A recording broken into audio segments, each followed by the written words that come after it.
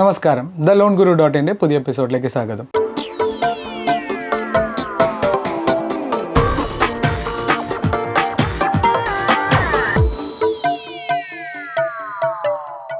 ഇന്ന് ഞാൻ നിങ്ങളുമായി സംസാരിക്കുന്നത് നമ്മളുടെ ഒരു കസ്റ്റമറുടെ ഒരു കേസ് സ്റ്റഡിയാണ്.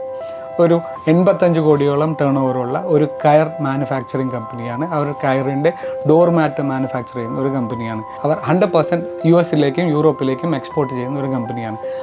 വാൾമാർട്ട് മുതലുള്ള വമ്പൻ കമ്പനികളാണ് ഇവരുടെ ക്ലയൻറ്റ്സ്.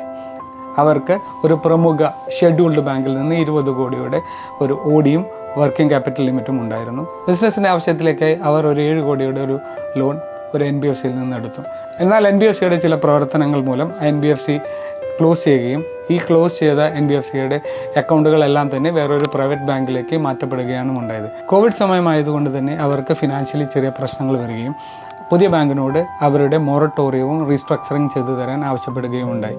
അതനുസരിച്ച് ആ ബാങ്കിൽ നിന്നും ഒരു റെപ്രസെൻറ്റേറ്റീവ് അവരെ വിളിക്കുകയും അത് അപ്രൂവ് ആയി എന്ന് അവരോട് കമ്മ്യൂണിക്കേറ്റ് ചെയ്യുമുണ്ടായി. അതിനുശേഷം 2 വർഷങ്ങൾക്കിപ്പുറം അവർ EMI അടയ്ക്കാവുന്ന ഒരു സ്റ്റേജിലേക്ക് വരികയും അവർ ബാങ്കിനെ അപ്രോച്ച് ചെയ്ത് EMI സ്റ്റാർട്ട് ചെയ്യാൻ ആവശ്യപ്പെടുകയും വേണ്ടി.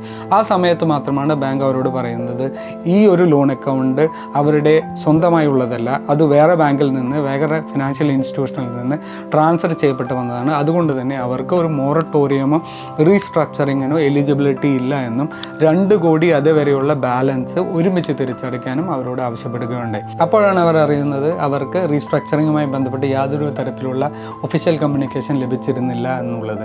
അവർ ഇത് NPAയിലേക്ക് റിപ്പോർട്ട് ചെയ്തതുകൊണ്ട് തന്നെ അവരുടെ എക്സിസ്റ്റിംഗ് ബാങ്കർ അവരുടെ ലിമിറ്റ് ഓൾമോസ്റ്റ് 7 കോടിയോളം റെഡ്യൂസ് ചെയ്യുകയുണ്ടായി. അതുമൂലം അവരുടെ വർക്കിംഗ് ക്യാപിറ്റൽ കാര്യമായി ബാധിക്കുകയും അവരുടെ ബിസിനസ്സിൽ വളരെയധികം ഇടിവ് സംഭവിക്കുകയും ചെയ്തു.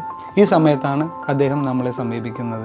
ഒരു ലോൺ NPA ആയതുകൊണ്ട് തന്നെ സാധാരണ രീതിയിൽ അവരുടെ ബാങ്കിങ് സിസ്റ്റത്തിൽ നിന്ന് ഒരു പുതിയ ലോൺ എടുക്കുക എന്നുള്ളത് ഒരു ഹെർക്കുലിയൻ ടാസ്ക് ആയിരുന്നു. എന്നാൽ നാം അവരുമായി ബന്ധപ്പെടുകയും അവരുമായി കൂടുതൽ സംസാരിക്കുകയും അവരുടെ ബിസിനസ്സിനെ കുറിച്ച് കൂടുതൽ പഠിക്കുകയും ചെയ്തപ്പോൾ അവരുടെ ഫാമിലിയിൽ തന്നെയുള്ള ഒരുപാട് ആളുകൾക്ക് വേറെയും ബിസിനസ്സും ഇൻകം സോഴ്സും ഉണ്ടെന്ന് മനസ്സിലാക്കുകയും അവരുമായി കണക്ട് ചെയ്യുകയും അവരിൽ നിന്നെല്ലാം കൂടി കമ്പൈൻഡായി ഏകദേശം ഒരു 6 കോടിയോളം നമുക്ക് അഡീഷണൽ ലോണായി നമുക്ക് എടുത്തു കൊടുക്കാൻ സാധിച്ചു എന്നുള്ളതാണ്.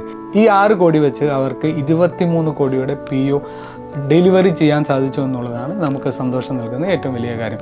ഇപ്പോൾ അവർ ഒരു തിരിച്ചുവരവിൻ്റെ പാതയിലാണ്. അപ്പോൾ നിങ്ങൾക്ക് എന്ത് പ്രശ്നങ്ങളുണ്ടെങ്കിലും നമുക്കതിനൊരു സൊല്യൂഷൻ കണ്ടെത്താൻ സാധിക്കും. ക്ഷമയും ഡിറ്റർമിനേഷനും ഒരു എക്സ്പേർട്ടിൻ്റെ സഹായമുണ്ടെങ്കിൽ ഏത് പ്രശ്നത്തിൽ നിന്ന് നിങ്ങൾക്ക് തിരിച്ചു വരാൻ സാധിക്കും. കൂടുതലായി എന്തെങ്കിലും അറിയണമെന്നുണ്ടെങ്കിൽ നിങ്ങൾക്ക് ടീം ലോൺ ഗുരുവുമായി ബന്ധപ്പെടുക. നന്ദി, നമസ്കാരം.